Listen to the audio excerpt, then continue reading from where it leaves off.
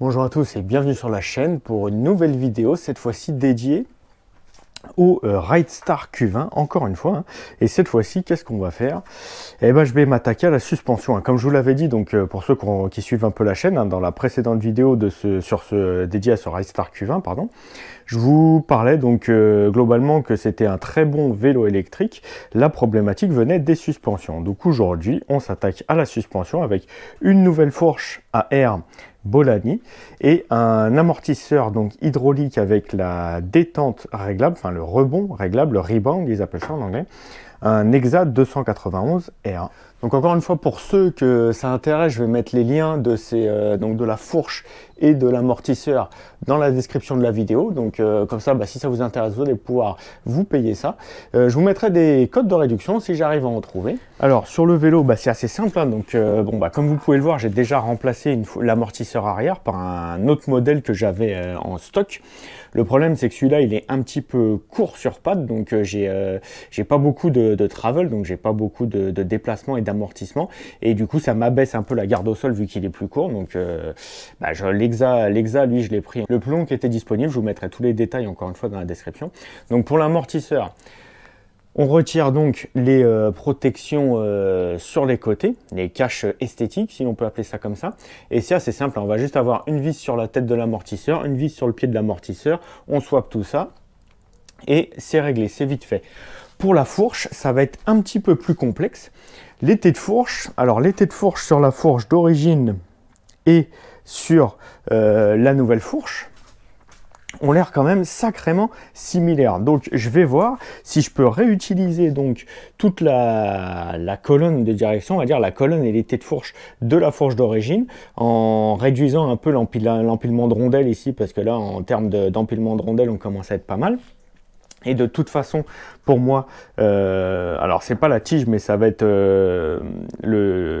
la matière disponible, la longueur de tube disponible. Et pour moi, c'est plus court, ça se voit à l'œil, c'est plus court que celle d'origine.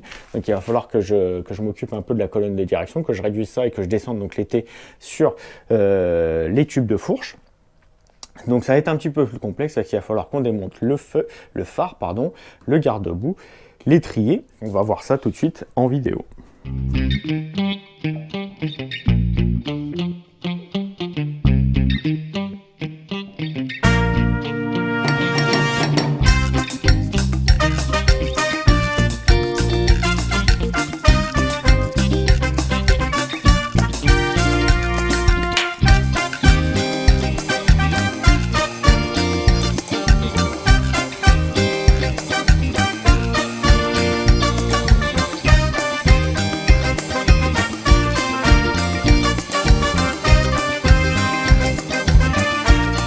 Ça y est, le montage est terminé, ça a été un petit peu plus complexe que prévu, parce que pour monter la fourche, il a fallu finalement que je change toute la colonne de direction avec l'été de fourche, parce qu'ils n'étaient pas au bon diamètre. L'été de fourche d'origine sont au diamètre 32, la fourche d'origine est au diamètre 32, la nouvelle fourche est au diamètre 34. Alors j'étais au courant de ça, sauf que du coup je pensais, c'était plus ou moins prévu d'avoir commandé une fourche au diamètre 32, et finalement on se retrouve avec une fourche au diamètre 34. C'est les joies des commandes en Chine. Bon bref, le fait est que il a donc fallu que je change la colonne de direction, donc il a fallu que je réinsère un nouveau petit zizi gougou à l'intérieur là pour fixer la colonne. Il a également fallu que je change la portée inférieure de roulement pour mettre sur la nouvelle colonne de direction. J'ai donc viré toutes les entretoises qu'il y avait pour rehausser donc l'été de fourche et le guidon, donc ça fait un sacré paquet d'entretoises. Et finalement, avec des têtes de fourche un peu plus rapprochées et un guidon un peu plus bas, finalement on a une position assez confortable sur le vélo, et le cadre, je ne sais pas si vous allez pouvoir le voir, mais du coup le cadre par rapport au sol est un peu plus horizontal. La selle est plus horizontale en tout cas, alors qu'avant la selle elle était comme ça, on avait tendance à partir vers l'arrière de la selle, c'était un petit peu gênant j'avoue. Là la selle se retrouve bien à l'horizontale, donc l'un dans l'autre c'est un mal pour un bien, donc d'avoir dû changer cette colonne de direction. Pour l'amortisseur arrière, vous avez également un petit descriptif des instructions pour régler la détente de l'amortisseur, hein. Bon, c'est assez simple, mais bon, c'est toujours bien d'avoir un descriptif, un manuel. Et donc l'amortisseur, donc en lieu et place de l'ancien, avec la petite vis de réglage donc de la détente et le gros écrou sur le ressort pour régler votre précontrainte et votre sag du coup. Alors pour information, moi c'est un ressort de 650 livres que j'ai pris et je trouve que c'est encore un chouïa dur. Donc je vais voir avec le temps si l'amortisseur se tasse un peu, s'il se fait un peu. D'un point de vue fourche, déjà niveau look, ça change, on voit bien que ça change complètement le look du vélo. C'est un petit peu dommage que mes protège-mains soient couleur aluminium. Si ça avait fait un vélo full black, ça aurait été vraiment sympathique, je trouve. Bien pensé donc à régler votre étrier de frein, bien centrer le disque dans l'étrier de frein, il n'y a pas de problème au montage. Pareil, la fourche, hormis le fait de devoir changer la colonne de direction, aucun problème au montage. On remet le phare avec les fixations d'origine, il n'y a aucun souci. De ce côté-là, on trouve notre valve pour charger, pour remplir, pour gonfler en air la fourche, avec un petit capuchon en aluminium et un joint. Et de l'autre côté, on a le réglage donc en compression, la dureté en compression de la fourche. Les têtes de fourche, donc comme vous le disiez, hormis les vis qui sont couleur noire sur la nouvelle fourche et qui étaient couleur alu sur, couleur argentée, on va dire, sur l'ancienne fourche. Il y a le diamètre de la fourche qui change, mais sinon c'est vraiment le comportement qui va changer. Comme je vous disais, oui, j'ai un peu occulté ce point. Vous pouvez donc refixer bien entendu votre garde-boue d'origine sur la nouvelle fourche, passer votre durite de frein, il n'y a aucun problème de ce côté-là. Tout est étudié pour. Bon voilà, donc ça nous fait un vélo qui est bien équipé. Donc qu'est-ce qu'il nous reste à faire, c'est d'aller tester ça. Donc on va prendre le même chemin, même trajet plus ou moins que la dernière fois pour comparer donc ce qui est comparable avec un trajet similaire. Donc il y aura de la route, du tout-terrain, un peu de bosse. On va lui secouer un peu la couenne là pour voir ce que ça donne.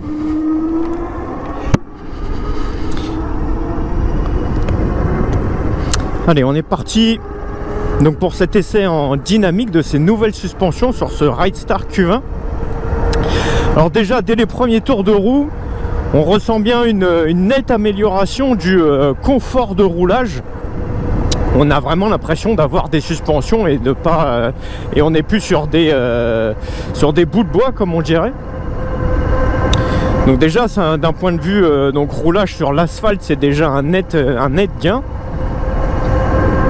Mais le plus gros des changements devrait avoir lieu quand on partira donc dans la partie un peu tout terrain, tout chemin, dans la forêt, où on devrait avoir donc un meilleur ressenti et de se faire moins secouer la tronche avec les nouvelles suspensions. Donc. Mais déjà là, on sent bien que d'un point de vue, alors la fourche, je l'ai gonflée à 100 PSI. Là, j'ai mon disque avant qui fait un petit peu de bruit. Donc la fourche, comme je vous disais, je l'ai gonflée à 100 PSI pour avoir... j'ai suivi les recommandations de ce qu'il y avait écrit sur la fourche. Sur la fourche, vous avez un autocollant qui est collé. Et donc ça vous donne en fonction du poids du pilote, la pression à mettre dans la fourche. Donc moi, j'ai suivi les indications qu'il me donnait. Et donc pour le poids un peu équipé en mode été, c'est-à-dire sans trop d'équipement, on va dire. Et le poids qui correspondait, c'était 100 PSI, la pression qui correspondait. Donc je lui ai mis 100 PSI. L'amortisseur arrière, j'ai réglé la détente assez soft. La précontrainte, je l'ai mis au mini, juste en contact sur le ressort. Et on va voir donc ce que ça donne. Mais déjà, comme je vous disais, la premier ressenti sur une partie lisse type asphalte, on a un net gain de confort. Et on se sent vraiment à l'aise sur la machine du coup. Et on a un vrai amorti, donc on sent bien que les suspensions travaillent, que ce soit au freinage ou pour absorber les aspérités du revêtement. On sent que les suspensions travaillent, à contrario d'origine, où l'amortisseur arrière était raide comme pas possible, et donc on prenait tout dans la selle en fait, et c'est le pneu principalement qui amortissait, qui faisait rôle d'amortisseur. Donc là, comme je vous disais, c'est un 650 livres, le ressort que j'ai choisi. on sent que ça amortit, c'est sur, alors c'est plus du côté raide de la pente, on va dire. Si, moi pour mon poids, donc je suis aux environs des 70-75 kg. S'il y avait eu un 600 livres, je pense que ça aurait été juste parfait. Là, le 650 a l'air de faire le job, mais il est un petit peu du côté raide d'un point de vue sensation. Donc on va voir ce que ça donne en tout terrain.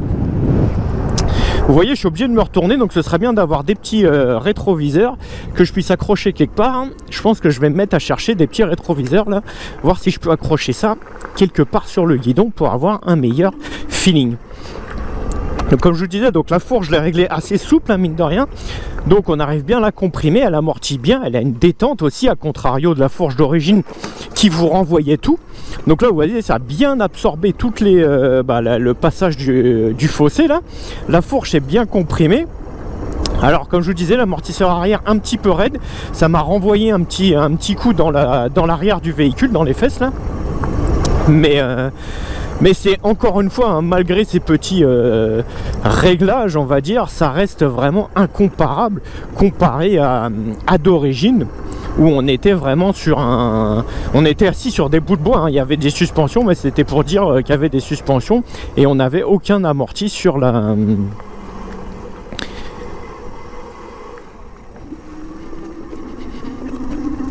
On n'avait aucun amorti sur la fourche, c'était juste, on était juste sur un ressort et c'était bêtement, ça nous renvoyait tout ce qu'elle se prenait, en fait elle nous le renvoyait en direct sans aucun filtre.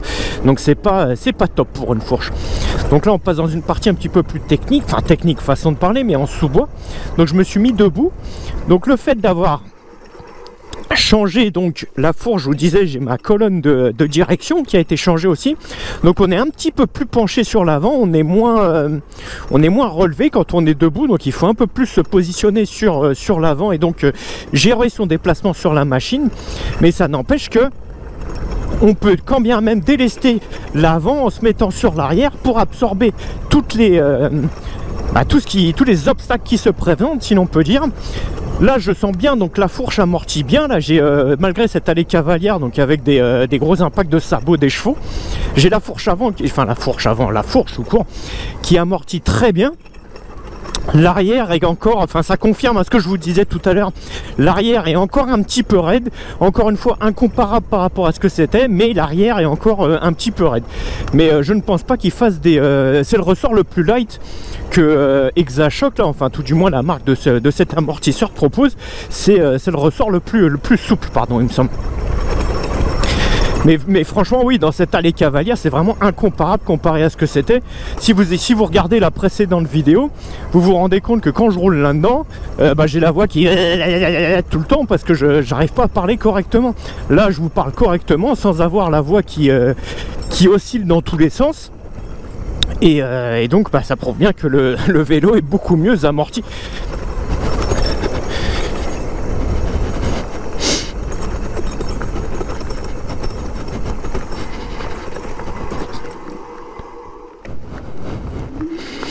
Donc oui, là ça brille, cette suspension brille vraiment sur le côté off-road. Alors sur la route, vous allez bien entendu gagner en confort et potentiellement en tenue de route, mais là où brille cette suspension, c'est vraiment sur le côté off-road.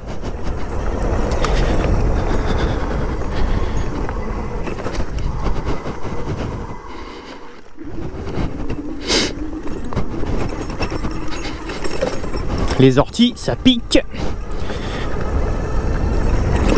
Là vous voyez, malgré les aspérités, là je me mets bien sur l'arrière, ça soulage l'avant. On garde bien de la directivité sur le train avant, tout en amortissant vraiment les obstacles qui sont présents sur le revêtement.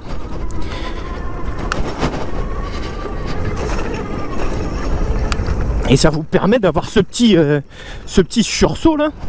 Ça vous permet de travailler sur la suspension avant pour vous aider donc à soulever l'avant du vélo et à pouvoir enrouler un peu comme on le ferait en BMX, hein, sur des hoops.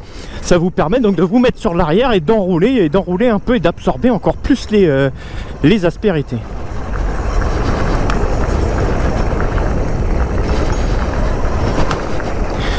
Alors là on arrive au chemin qu'on avait pris l'autre fois. où vraiment c'est un chemin défoncé, donc ça m'avait sacrément secoué la tronche. Alors là, ça secoue toujours parce que forcément c'est un chemin défoncé, vous voyez, regardez. Mais là, on amortit vraiment, on arrive, alors faut travailler sur les cuisses, mais on arrive avec donc la fourche à bien amortir tout ça. On sent la suspension arrière qui se comprime, à contrario de ce que c'était précédemment. Là, on sent la suspension arrière qui se comprime et qui travaille, et donc qui vous aide donc à passer outre toutes ces variations de niveau sur le chemin. Et vous voyez, là, c'est vraiment défoncé, et je vous parle correctement. Alors, je m'emploie sur le vélo, hein, je délaisse, je bouge, mais franchement, oui, c'est vraiment incomparable, hein, je me répète, mais c'est incomparable par rapport à la suspension d'origine.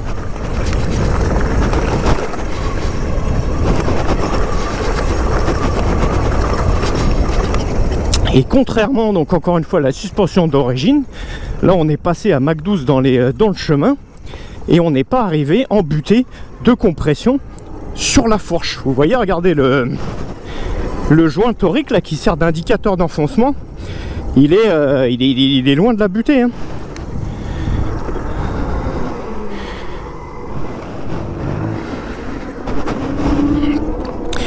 Et sur l'amortisseur arrière, encore une fois, ouais, alors reproche, j'appellerais pas ça vraiment un reproche parce que c'est une question de réglage, mais en fonction donc de votre poids, si vous êtes un peu dans le même gabarit que moi, ce serait pertinent d'essayer de trouver un ressort d'amortisseur arrière, un chouïa plus souple. Même si là, ça fait, encore une fois, ça fait parfaitement le boulot. Et comme je vous l'ai montré donc dans le chemin là-bas, avec les ondulations sur le revêtement, on sent bien l'amortisseur qui travaille, la fourche qui travaille. Et on arrive vraiment à exploiter les suspensions et à utiliser les suspensions pour se propulser et pour passer dans les obstacles. Donc c'est vraiment, franchement, si vous achetez ce vélo, c'est vraiment une modification, j'aurais envie de dire, indispensable. À minima, l'amortisseur arrière, mais dans l'idéal, c'est bien entendu donc la fourche à air, la fourche réglable, donc la fourche à air, et l'amortisseur, donc alors soit un amortisseur à air, moi j'ai préféré opter pour un amortisseur à huile, comme ça je peux régler la détente, alors que sur un amortisseur à air, je sais qu'il y a des amortisseurs à air double chambre, mais c'est un petit peu plus compliqué de régler la détente sur un amortisseur à air. Bon, et bien voilà, satisfait hein, de cette petite balade, là, de ce petit essai de ces suspensions. Vraiment, encore une fois, je suis vraiment content d'avoir acheté, d'avoir fait ces modifications.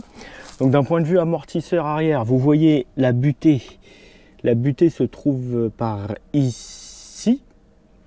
Donc on est arrivé à mi-course à peu près de l'amortisseur, ouais, un peu plus de mi-course de l'amortisseur. Donc ça prouve que ça travaille pas trop mal. Sur la fourche, on est monté jusqu'ici. Bon, vous voyez, il y a un peu de gras, on va voir si ça continue à fuiter. Si ça continue à fuiter, c'est bien dommage. Mais généralement, quand c'est neuf, il y a toujours un petit peu de graisse qui sort. On va voir si ça continue à dégueuler. On va essuyer, on va voir comment ça se passe. On est arrivé assez haut, donc je ne l'ai pas entendu arriver à fond, je ne l'ai pas entendu arriver en butée, mais je l'ai trouvé un chouïa souple. Donc comme je vous disais, j'ai mis 100 PSI, je pense que je vais monter un petit peu, je vais augmenter un petit peu la pression dans la fourche. L'amortisseur, on va voir si le ressort se détend un petit peu, mais bon, déjà comme ça fait bien le boulot. Il faudrait que ce soit un chouïa plus souple, mais bon, pour l'instant ça fait déjà très bien le boulot comme ça. Donc ouais, franchement très content de ces modifications. Ce Q20, une fois les modifications apportées, c'est vraiment, on a l'impression d'être sur une petite motocross électrique, hein. Franchement, ça passe partout, c'est agréable à rouler, c'est performant. Alors c'est pas stratosphérique non plus, mais c'est assez performant quand même. Alors bon, c'est sûr, hein, vous allez me dire 1000 et quelques balles de vélo, plus 100 et quelques balles de fourche, plus 70 balles, 60 et quelques balles d'amortisseur, ça commence à faire cher. Mais c'est vrai qu'avec une config donc comme ça, on a vraiment un truc qui est performant, qui est confortable sur la route, qui performe bien dans le off-road et dans les chemins et même dans les bosses, j'ai envie de dire. Vous pouvez emmener ça dans un terrain de BMX sans problème, hein, même à des endroits, alors j'irai pas jusqu'à dire vous pouvez faire de la descente avec, mais vous pouvez quand même sacrément le malmener. Donc non, franchement, c'est une réussite. C'est content des modifications et content de la machine telle qu'elle est à l'heure actuelle. Alors on a toujours besoin d'un peu de puissance, enfin besoin, on veut toujours un peu toujours de puissance en plus. Donc à voir avec l'histoire de la batterie, comme je vous disais, là s'il y a moyen de changer la batterie pour avoir un peu plus de voltage, de tension et donc un peu plus de perfo. On verra ça dans un avenir proche. En tout cas, encore une fois, merci d'avoir regardé cette vidéo. Abonnez-vous, cliquez sur like, ça m'aide vraiment beaucoup. Je vous mets les liens des amortisseurs et de la fourche dans la description de la vidéo. Si vous souhaitez, si vous êtes intéressé, que vous souhaitez commander, utilisez ces liens, vous aurez une réduction.